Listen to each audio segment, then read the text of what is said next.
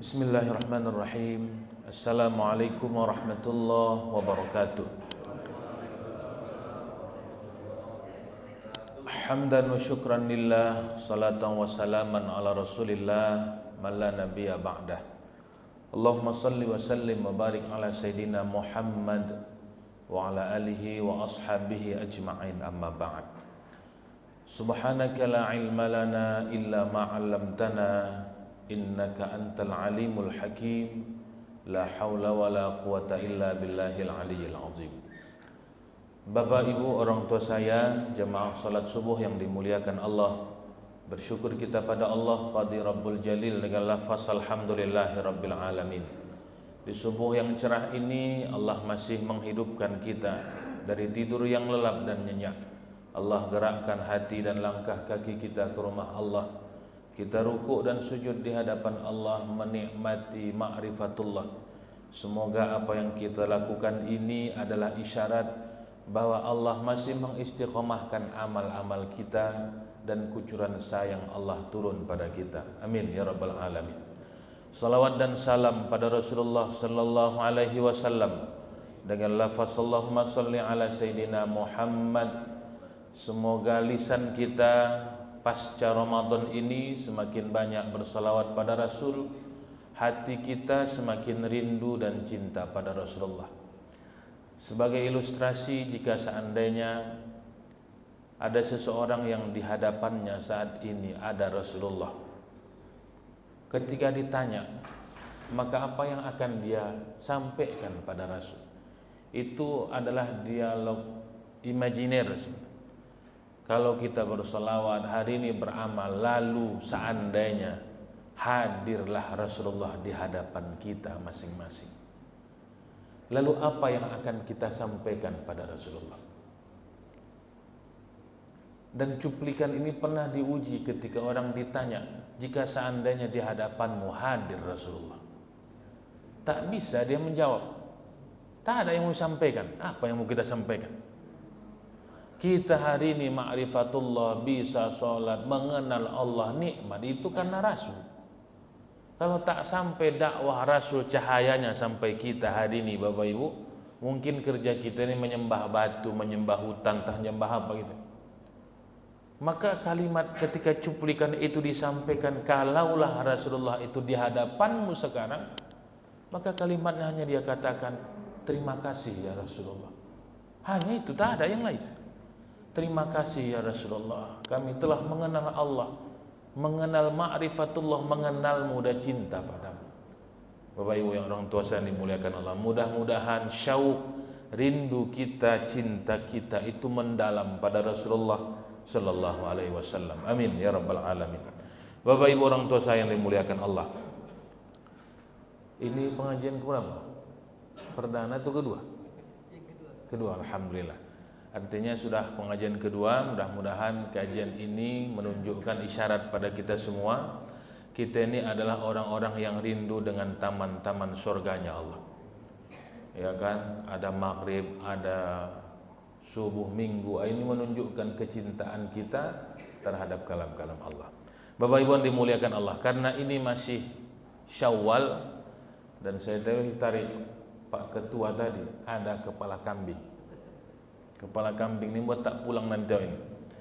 Maka karena Syawal, saya akan hanya berkisar pada dua hal Bapak Ibu.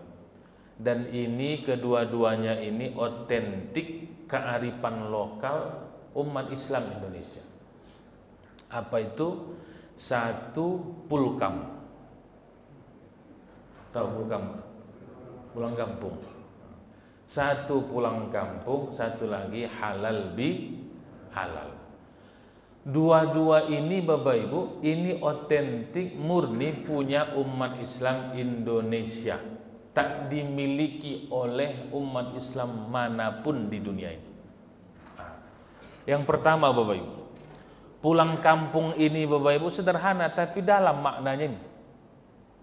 Orang yang pulang kampung itu jika dia maknai itu dalam, hampir semakna dengan Aidil Fitri. Aid itu kan kembali pada fitrah, suci balik dia. pulang kampung itu pun proses Idul Fitri. Orang yang merantau, sukses dia di perantauan, menjadi pejabat, kaya raya dia, nama besar. Begitu dia pulang balik ke kampung halamannya Bapak Ibu, dia akan kembali pada titik nol balik. Ya Allah, ternyata aku tak ada apa-apanya di kampung. Di perantauan sekarang hebat dia. Jadi sekda, jadi entah apa-apa di provinsi, di Medan, di Jakarta, di kota-kota besar hebat dia. Begitu masuk dia ke kampung halamannya balik, ingatlah dia waktu kecil dulu. Kalau anak-anak laki-laki telanjang dia, mohon maaf. Iya kan? Kena jewer, kena masukkan ke parit, ingat balik dia. Hilang jabatan yang hebat tadi dia bawa tadi, mobil yang mewah hilang. Begitu masuk dia ke kampung itu, maka dia pada titik nol balik. Maka Bapak Ibu, kembali pada fitrah. Tahun ini 125 juta yang pulang kampung tuh. Rupanya semua yang di kota ini orang kampung semua. Itu kesimpulan.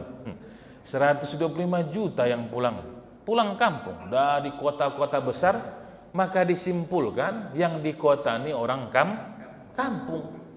Itu kesimpulannya, bangga kali hebat di kota, orang kampung rupanya. Termasuk ustad-ustad. Ini Bapak Ibu, kalau sempat Idul Fitri, Syawal itu hari Kamis misalnya, pernah kejadian itu. Hari Kamis, hari raya, Syawal, itu dipastikan di Medan ini kosong ustad khutbah Jumat. Karena hari Kamis itu pulang ustad semua. Karena ustad itu pun dari kampung semua. Jadi begitu khutbah Jumat, kosong tak ada di masjid. Dan itu pernah kejadian. Maka disitulah ketua BKM bertindak jadi ustaz. Karena pulang ustaz-ustaz ke kampung semua. Karena ustaz ini rata-rata Bapak Ibu dari Madinah, Tapsel, Labuhan Batu, Tanjung Balai, Asahan, Batubara, Langkat. Kalau pulang, kosong kota Medan. Tak ada ustaz di Medan lagi. Di UMAC pun tak ada ceramah lagi kau pulang. Kalau seandainya pulang kampung, ternyata kita semua dari kampung. Pulang dia ke kampung halaman. Masuk balik dia pada titik nol. Ingatlah ya Allah, ternyata di sini aku kecil dulu. Di rumah saudaranya Pak Cinya, diingatnya rangkaian itu. Dari mulai titik nol dia. Itu punya makna yang dalam. Apa maknanya? Dia akan ingat pada titik khitohnya balik. Ternyata aku la syai', tak ada apa-apanya. Apa yang aku miliki hari ini itu adalah pemberian Allah. Maka Bapak Ibu yang dimuliakan Allah, kalau ada para asatidz kita pulang kampung dia, maka jarang ustadz itu berceramah di kampungnya. Dia akan ceramah di kampung orang. Karena kalau pulang kampung dia, yang diceramahi dia nanti uwa-uwa atau yang dulu melihat dia waktu kecil telanjang dulu.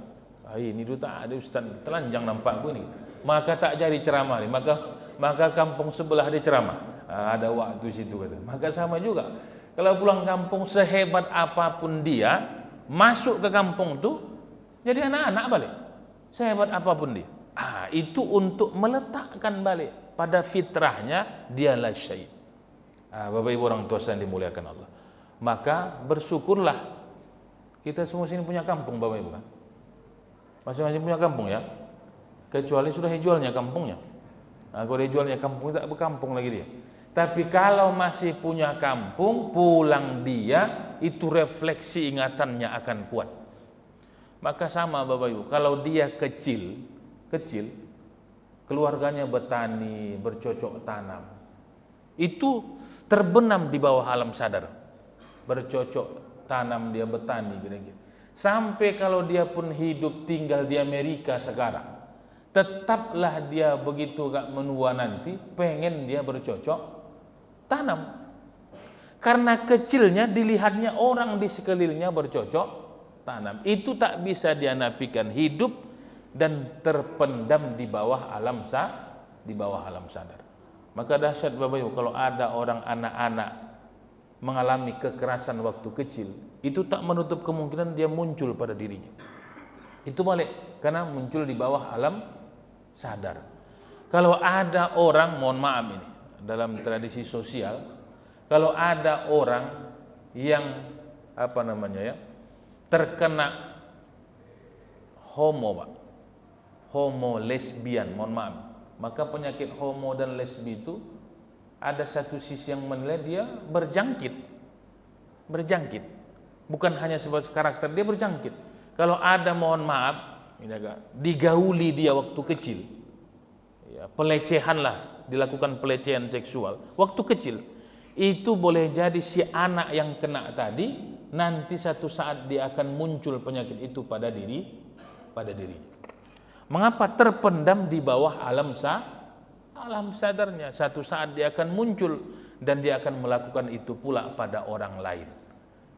Bapak Ibu orang tua saya dimuliakan Allah, maka kita kalau udah ada nampak gejala-gejala, laki-laki dia suka dia main-mainan perempuan, itu yang disuruh masuk ke rindam tuh dia. Masuk ke rindam sanam, di bijak-bijak tentara tuh jadi laki-laki balik. Jangan sempat baling dia goyang jalan. Itu yang bahaya. Mengapa? Ada potensi. Bapak Ibu yang dimuliakan Allah. Kalau seandainya fisik kita pengen pulang kampung, ternyata begitu orang pulang kampung, satu hal yang paling menguatkan dia pulang bukan hanya kampungnya, karena di kampung itu masih ada kedua orang tuanya. Banyak orang pulang kampung, punya kampung, tapi ditanya, kenapa bapak tak pulang kampung? Tak ada lagi kedua orang tuaku di sana, Ustaz. Ternyata poinnya kedua orang tua. Di kampung itu ada kedua orang tuanya, menangis. Siapa yang pernah kuliah tak pulang dia hari raya, menangis di perantauan, mendengar suara takbir, menangis itu, mengingat orang tuanya, mengingat kampung.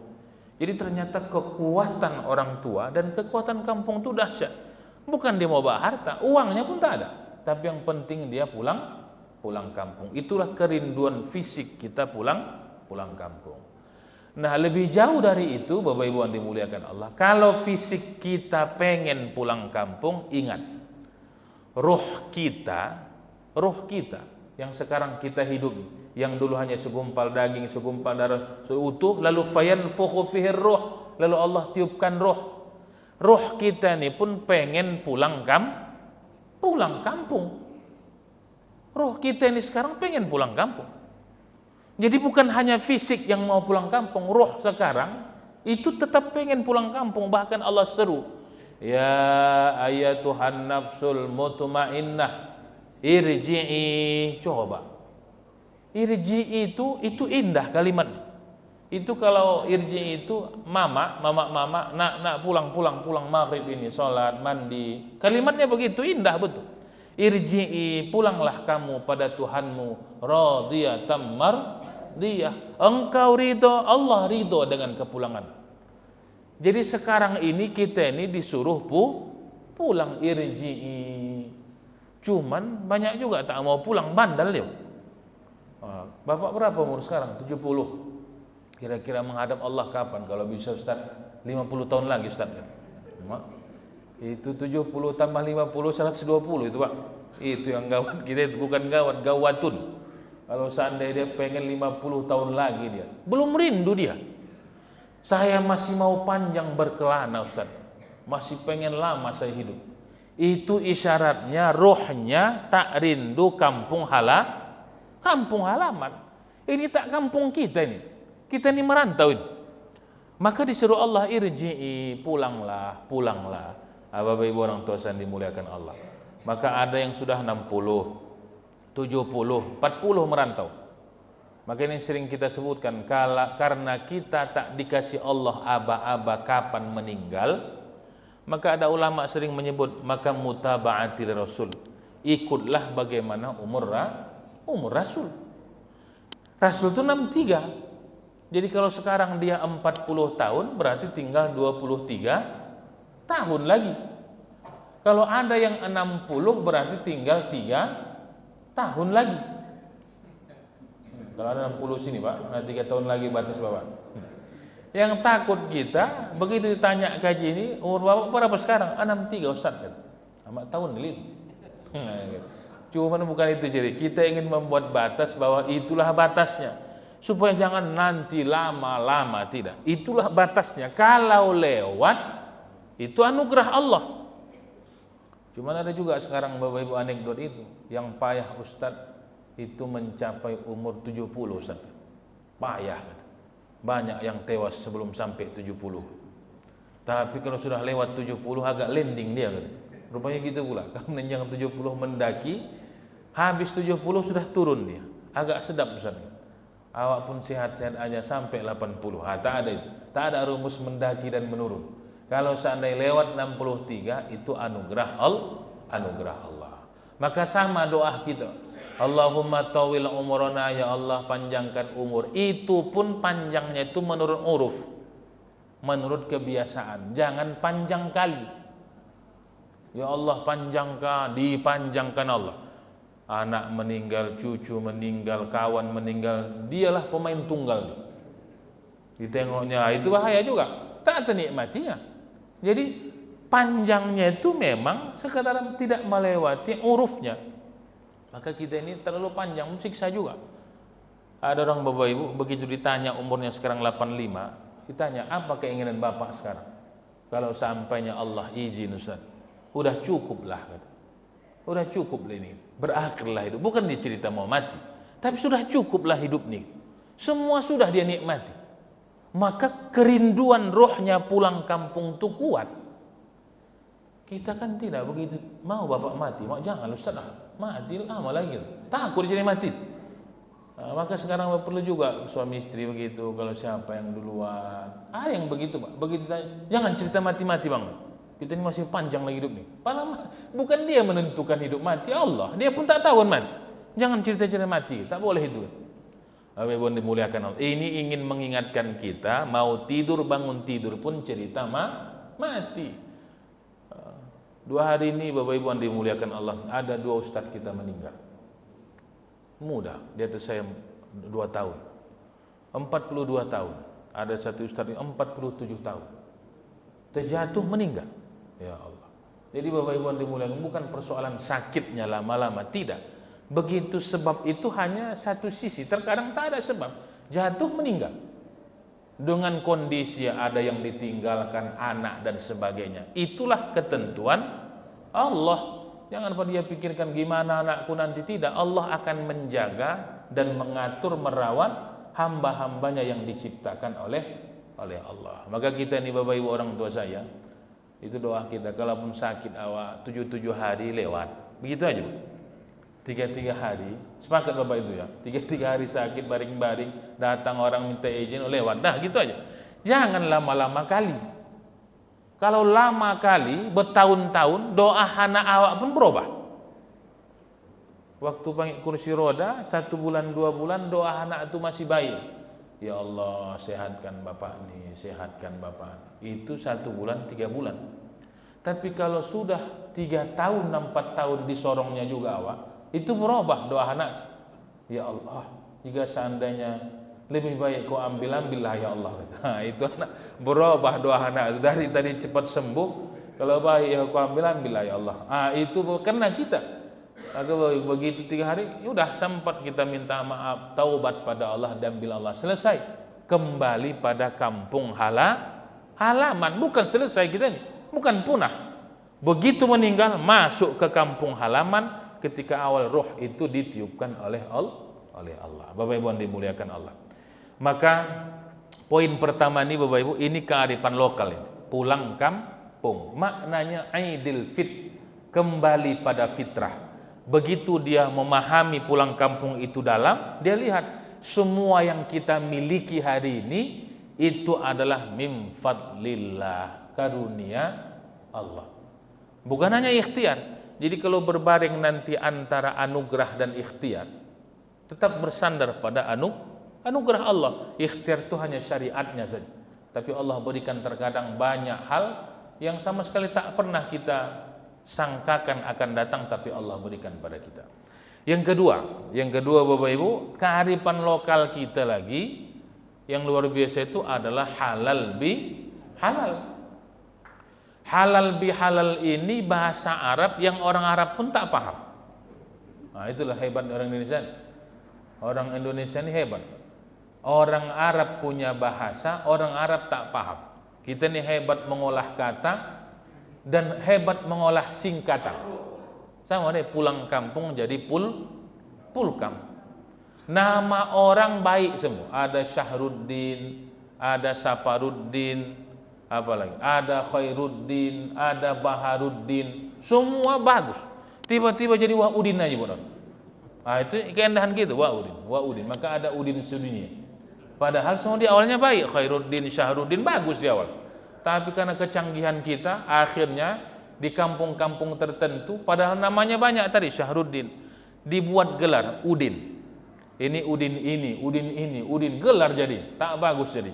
Nah, itu kecanggihan kita, bangsa kita untuk memberikan yang namanya laqab yang terkadang membuat orang tersinggung. Bapak Ibu yang dimuliakan Allah. Maka halal bihalal ini kalau ingin kita sebut maknanya tiga, hanya tiga saja. Halal ma, halal habal, halal qaz. Apa maknanya? Mencairkan yang beku, mengurai benang kusut, menghangatkan yang dingin. Nah, tiga aja. Mencairkan yang beku. Kalau ada yang beku-beku, cepat cairkan. Jangan tunda lama-lama. Apalagi Ramadan. Ramadan itu seminggu lagi puasa, udah cerita cair aja. Udah cair gitu. Cair, pokoknya cair aja semua. Maka sama kalau ada yang tak cair, beku dalam hati kita, Bapak Ibu, cepat cairkan. Inilah ayat yang sering dikutip dari doa Nabi Musa. Apa itu? Rabbi shrahli sadri wa yassirli amri wahlul. Ah, itu poinnya. Wahlul 'uqdatam min lisani yafqahu qawli. Maka hal bihal itu salah satu ayat yang digunakan ulama, wahlul. Wahlul itu, ya Allah, kata Nabi Musa, tanggalkan kekakuan pada lisanku supaya aku bisa mendakwahi Fir'aun. Sama, kita pun wahlul 'uqdah fi qalbi. Ya Allah, tanggalkan kegundahan, kekecewaan, kerisauan, bahkan sakit hatiku dalam hatiku supaya aku bisa memaafkan saudara-saudara. Nah, Bapak Ibu yang dimuliakan Allah. Maka kalau ada yang beku tadi, terkadang bertengok-tengokan aja dia, tapi tak salaman. Salaman. Terkadang satu majelisnya dia, satu jamaahnya, tapi tak ada sapa-sapaan. Bertengok-tengokan. Itu namanya jereng menjereng dia.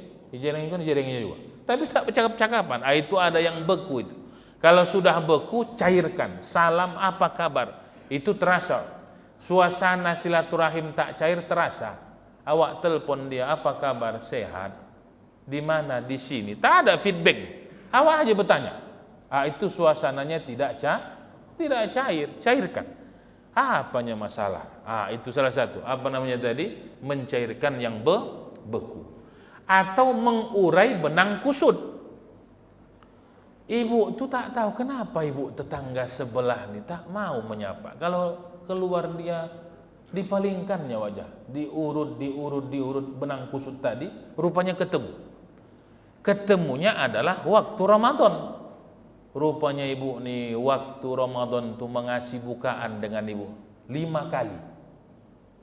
Begitu dikasih bukaan 5 kali, ternyata tak ada balasan. Bahkan bukan hanya balasan, piring yang 5 biji itu pun tak pulangkan ibu samping. Rupanya punya urut gara-gara piring tak pulang 5 biji. Akhirnya rupanya gara-gara piring tak pulang. Dikumpulkan ibu tu piring tu dibalikkannya, mohon maaf. Barulah cair balik suasana itu dan terurailah benang kusut. Kita pun tak tahu terkadang Bapak Ibu. Terkadang disapa orang kita karena banyak pikiran. Lupa kita menjawab. Datang katakan sombong kali kawan sekarang. Mentang-mentang mobil baru dia. Tak nampaknya orang berjalan lagi. Itu terkadang yang isyarat-isyarat begitulah yang mau diurai benang kusut. Yang ketiga, menghangatkan yang dingin. Maka esensi halal bihalal itu Bapak Ibu bukan persoalan salaman. Kalau sudah mau saling sapa, bercanda, kalau bahasa Medannya kikian, ketawa, makan sama, itu sudah selesai. Bukan persoalan. Ada orang salam-salaman, begitu salaman, dibuangnya wajahnya. Ini tidak. Kalau sudah mau bercanda, ria, ya kan, ketawa, selesai, itu udah selesai halal bihalalnya. Sudah mau ya saling kecoh mengkecoh bercanda, itu selesai. Itulah esensi halal bihalal. Tapi kalau mau diam-diaman, tengok-tengokan, intip-intipan, itu belum itu. Berarti ada yang disimpan dalam hati. Maka Bapak Ibu dimuliakan Allah, halal bihalal ini dicetuskan seorang ulama namanya Abdul Wahab Wispul, seorang tokoh NU, ulama besar NU, ditanya oleh Soekarno. Waktu itu Belanda sudah cabut, Jepang sudah cabut, lalu tokoh-tokoh bangsa ini pula lah gontok-gontokan. Ini nasionalis kita buat Islamis, beragam pandangan. Lalu ketika itu Soekarno mengatakan ini hari raya, apalah acara kita buat supaya kumpul tokoh-tokoh bangsa ini dan mereka satu visi ini tentang bangsa ini. Maka kata Abdul Habib, begini aja Pak Presiden, buat aja namanya halal bihalal, maka otentik. Maka bukan haram biharam, halal bihalal, karena sesama umat Islam halal bihalal. Cairkan suasana, jangan mengedepankan egonya, kepentingan partainya, kepentingan pribadinya, tapi kepentingan bangsa. Buatlah namanya halal bihalal. Nah Bapak Ibu, orang tua saya yang dimuliakan Allah, maka ayat yang juga dikutip oleh para ulama kita halal bihalal karena ceritanya memaafkan, itu surah Al-Imran ayat 134, wal kaziminal ghaiza wal afina 'anil nas. Ayat ini pun turun terkait hati para sahabat tak nyaman karena perang Uhud. Jadi perang Uhud itu Bapak Ibu, awalnya umat Islam menang, belakangan kalah. Kenapa kalah? Sudah lari musuh, lalu pasukan pemanah yang di bukit turun, ingin mengambil bagian harta rampasan perang. Padahal tak ada SOP mengatakan turun, belum lagi turun, tapi mereka turun. Begitu turun, balik mutar pasukan musuh. Maka ingat, pemimpin waktu perang Uhud itu, pemimpin panglimanya orang kafir Quraisy, Khalid bin Walid. Maka Khalid itu memang hebat dari sebelum Islam pun, dia panglima perang. Umat Islam kocar kacir perang Uhud itu dibuat Khalid bin Walid. Rasul hampir berdarah, Hamzah terbunuh, dibelah oleh Hindun dada Hamzah, dimakan oleh Hindun jantung Hamzah. Paman Rasul sampai geram Rasul. Umat Islam kocar kacir dibuat Khalid bin Walid. Mengapa? Tak mengikuti SOP, turun pasukan pemanah. Begitu kalah, maka di kalangan para kaum muslimin terjadilah tak enak hati. Ini kita nih kalah karena pasukan pemanah, turun orang saling menyalahkan. Turunlah ayat ini mengisyaratkan. Apa itu? Yang pertama, wal kaziminal ghaidz, orang-orang yang menahan amarahnya. Kalau Pak Quraisy ini menafsirkan ayat ini Bapak Ibu, wal kazimin ini dia marah tapi ditahannya. Secara di permukaan baik aja, tapi di dalam hatinya sudah sampai ke lehernya, tapi ditutupnya rapat-rapat. Tidak hilang, tapi dia tetap simpan. Nah, ini yang bahasa kalau orang kita Medan nih Bapak Ibu, ada istilah itu. Bapak dendam dengan Bapak Pulan. Nampak saya zolim betul dengan Bapak. Saya Ustaz tak dendam, tapi payah saya lupa. Nah itu juga itu. Saya tak dendam Ustaz, tapi payah saya lupa. Asalkan tengoknya ingat dia. Itu masih kazimin. Kazimin. Dia tak dendam, tapi tak lupa-lupa dia. Asalkan nampaknya wajah kawan itu muntah dia. Nah, itu yang kau sangkinkan kawan itu. Itu di sini itu. Bukan dendam dia, tak dibalas, tapi tak lupa-lupa dia dengan apa yang dia lakukan dengan. Itu tahapnya kazimin. Asalkan nampak ibu itu kambuh asam lambung.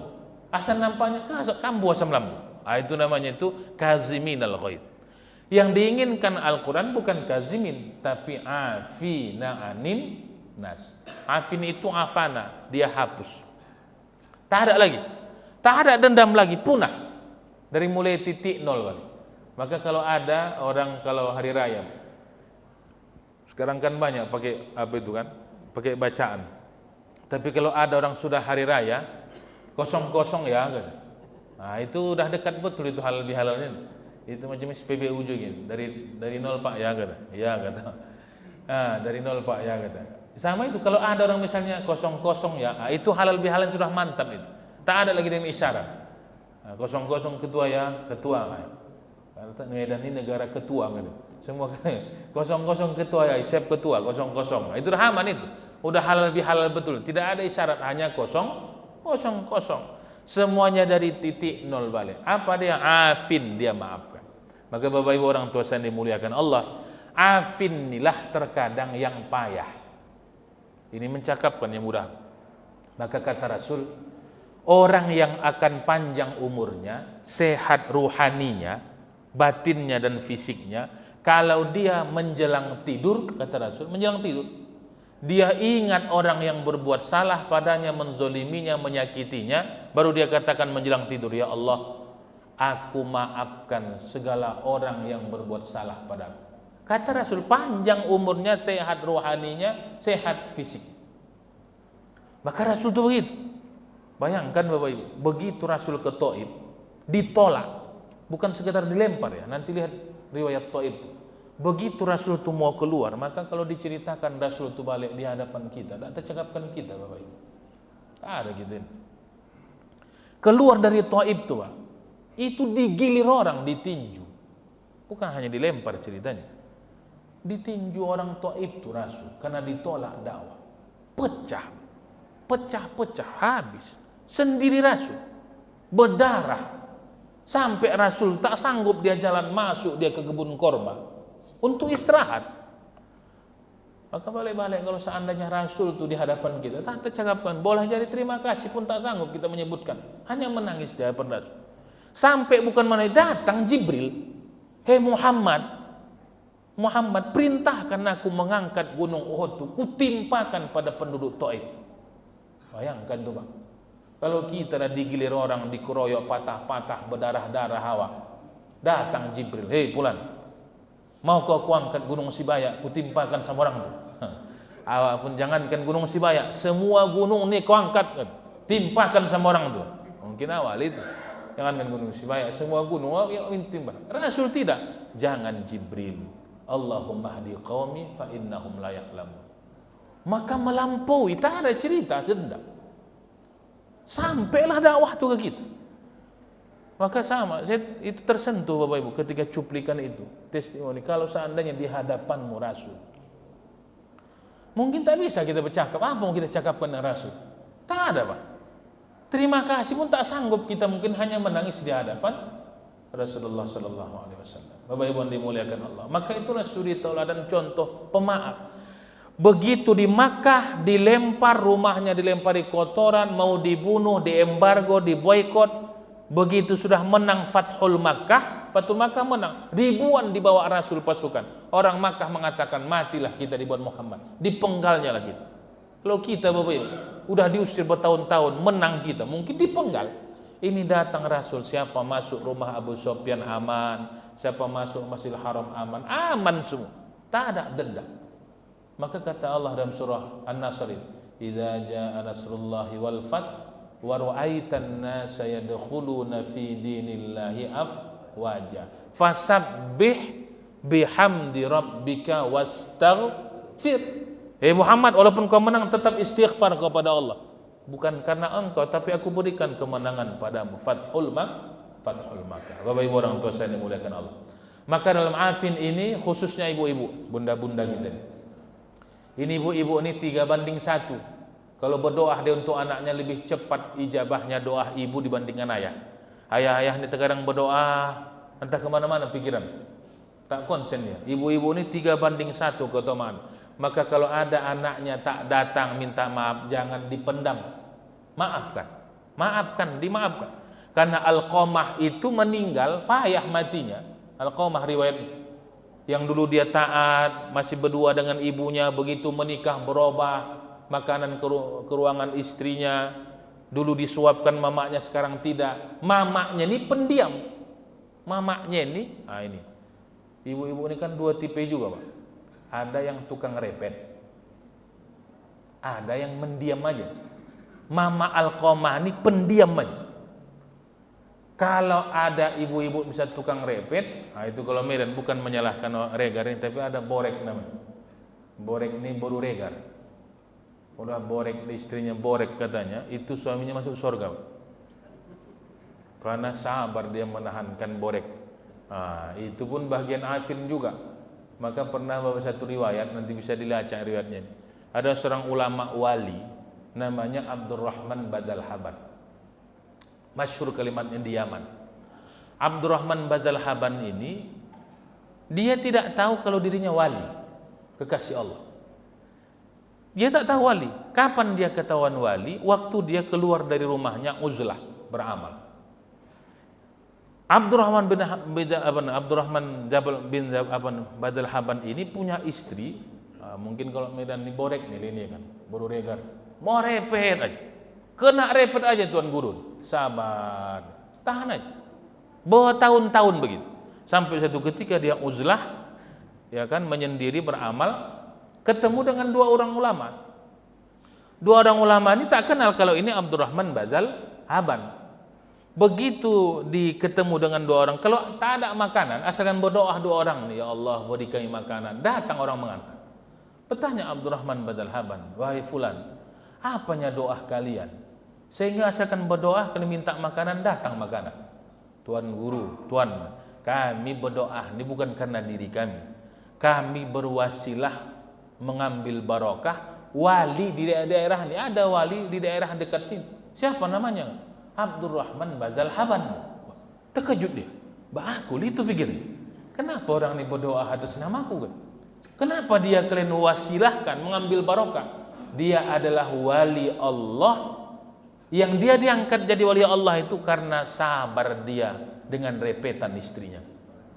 Jadi Bapak Ibu, jadi wali dia karena sabar dengan repetan ibu itu di rumah. Saya bukan mengatakan ibu-ibu yang pendiam jadi tukang repet mulai pagi ini, tidak. Tapi sabar dia, dinikmatinya macam lagu apa jadi buatnya repetan itu, jadi wali dia. Begitu ketika tahu dia katakan, bah kalau begitunya aku jadi wali Allah karena repetan istriku, ngapain aku berzikir-zikir di sini kan? Pulanglah aku kan, supaya aku direpet istri jadi wali Allah. Bapak Ibu yang dimuliakan, dan ternyata banyak jalur dia diangkat jadi wali Allah. Nah, namun ada runtutan kajinya itu.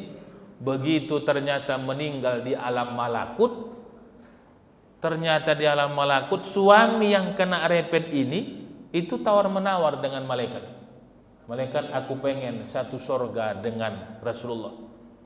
Amalmu tak cukup, tidak. Aku pengen dengan, walaupun setingkat di bawahnya. Kau tak bisa, tingkat-tingkat bawah baru bisa. Ngotot dia, tapi kata malaikat, boleh kau satu sorga dengan Rasulullah, tapi ada syaratnya. Apa syaratnya? Kau tetap satu sorga dengan istrimu yang dulu di dunia yang merepetimu. Kalau itu usah pun jadilah, ketimbang nanti di dunia akhirat kena repet awak atau usahalah kata. Kena sorga bawah aja kan. Nah, itu rupanya dendam juga bapak itu rupanya kena repet. Bapak Ibu yang dimuliakan Allah.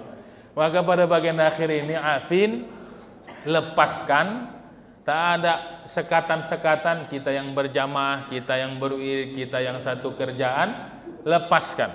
Karena memang yang tertinggi itu afin, memberi maaf. Kalau sudah diberi maaf, lapang dadanya, udah selesai. Maka Allah dan para malaikatnya akan memuliakan orang-orang yang memberikan kemaafan-kemaafan pada orang-orang di sekelilingnya. Amin ya rabbal alamin.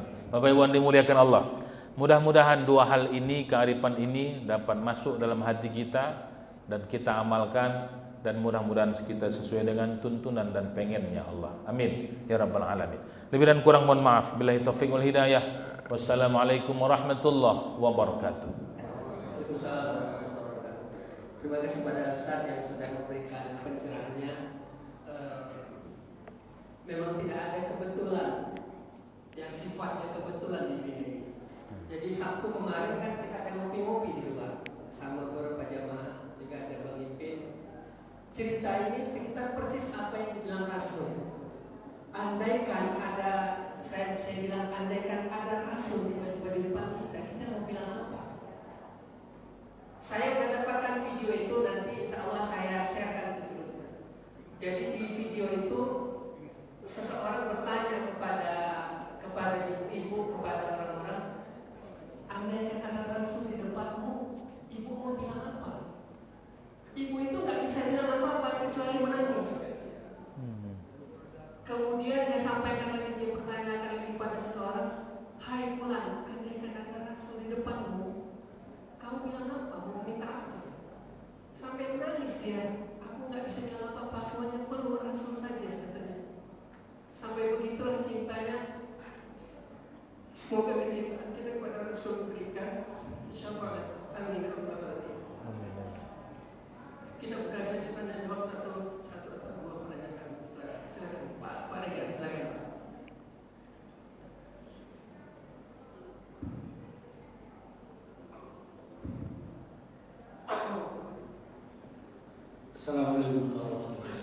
Waalaikumsalam warahmatullahi wabarakatuh. Yang disampaikan oleh Pak Ustaz tadi mengenai kebencian dan dendam ini, Pak Ustaz. Selain daripada memaafkan, bagaimana kira-kira tekniknya supaya jangan dendam dan timbul kebencian? Terima kasih. Assalamualaikum warahmatullahi wabarakatuh. Assalamualaikum warahmatullahi wabarakatuh. Iya Pak. Betul. Ya.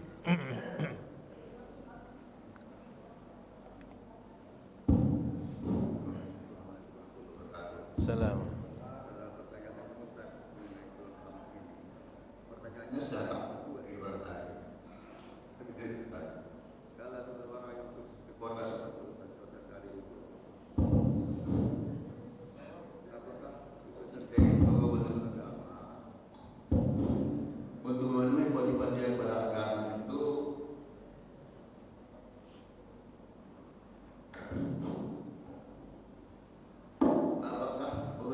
kewajiban dia menurut agama itu dilaksanakan di tempat dia berusaha dan sukses itu, atau lebih baik di kampung halamannya yang dia ingat sehari-hari itu.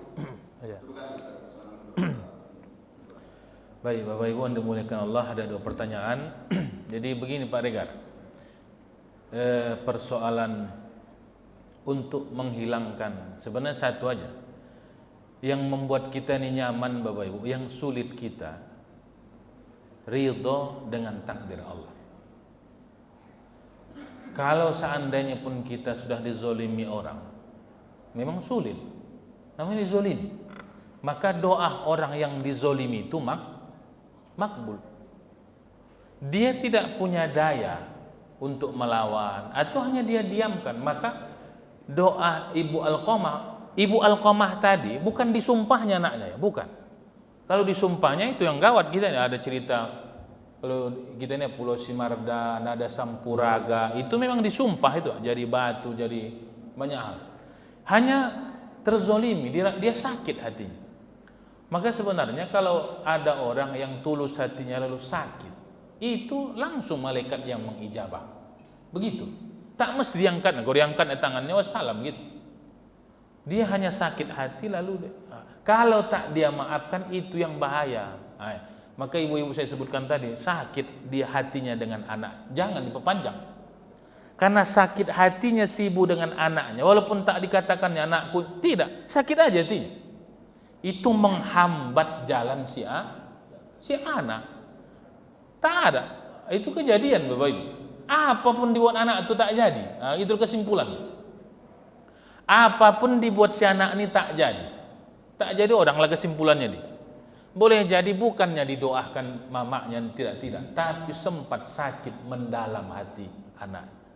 Maka Bapak Ibu yang dimuliakan Allah, ini persoalan untuk melatih banyak-banyak memaafkan orang lain. Ini kita terkadang Bapak Ibu pagi misalnya jalan kena klekson kita kan begitu, kena klekson 2 kali, 4 kali, banting. Pikir kawan, ini kawannya punya klekson kan? Itu pun bagian daripada kita tak siap untuk itu. Jadi kita afin dari. Kalau sudah dizolimi, tak mampu juga ada goresan, maka dibalikkan, doakan, ya Allah hilangkan ya Allah hatiku yang tak bisa menerima. Dan poinnya mampu bahwa tidak ada yang terjadi kecuali atas izin Allah. Itu poin. Kita sekarang yang punya masalah nih, masalah semuanya kita nih. Walaupun kita yang mengaji ini di depan ketawa-ketawa, di belakang kita masalah semuanya ini. Dengan masing-masing masalahnya. Ada masalah A, masalah B. Tapi yakinlah, semua masalah yang kita alami sekarang, Pak, pertanyaannya, apakah Allah tak tahu? Tahu, Pak, tak tahu Pak dia. Ada masalah A, masalah B, masalah C, Allah tahu. Dan itu terjadi atas izin Allah. Maka balikkan ke dia, itu poin. Ya Allah, ini masalah yang kualami ini tak mungkin terjadi kalau tanpa izinmu ya Allah. Dan aku tak bisa mengubahnya ini tanpa kuasa dan izinmu ya Allah. Maka bantu, balik ke situ, memulangkan pada itu. Kalau itu poinnya selesai. Dia tidak akan menzolimiku ya Allah kecuali tanpa izinmu ya Allah. Karena izinmu, karena ada hikmah di sana. Maka ya Allah baguskan hatiku. Kalau itu terjadi Pak, selesai. Dan jangan ingat-ingat dulu ke orang Papua kanan itu. Oh itu pemilu itu ya. Jangan ingat-ingat kan. Ingat-ingat. Nah, itu ingat-ingat itu kan. Ingat-ingat kan. Jangan ingat-ingat.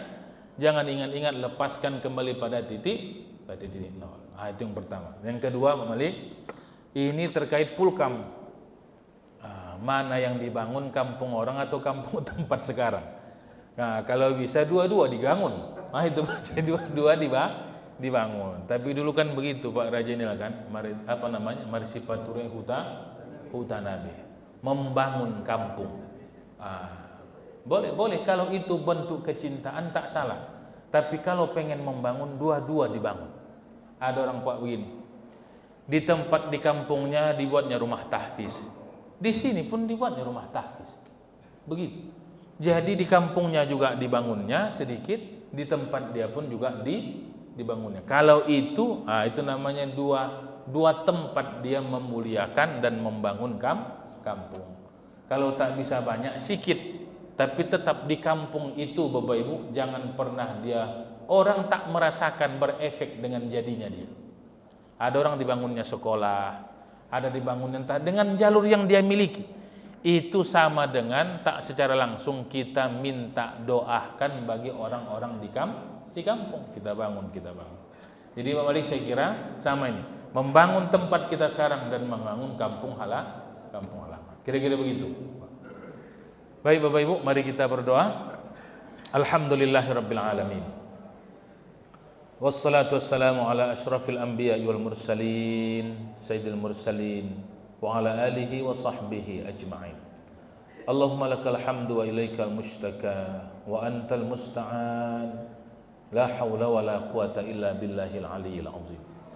Allahumma ya Allah ya Rahman ya Rahim, wahai Zat yang membolak-balikkan hati kami, wahai Zat yang melembutkan hati kami. Ya Allah, lembutkanlah hati kami ketika menyebut nama kekasihmu Habibullah Muhammad Rasulullah sallallahu alaihi wasallam.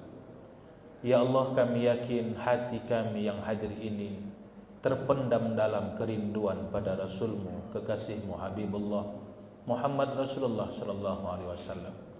Kami memang tak pernah bertemu dengan wajahnya, bertemu secara fisik, tapi hati kami butuh rindu dengan beliau dari syariat kalam-kalam Rasulullah.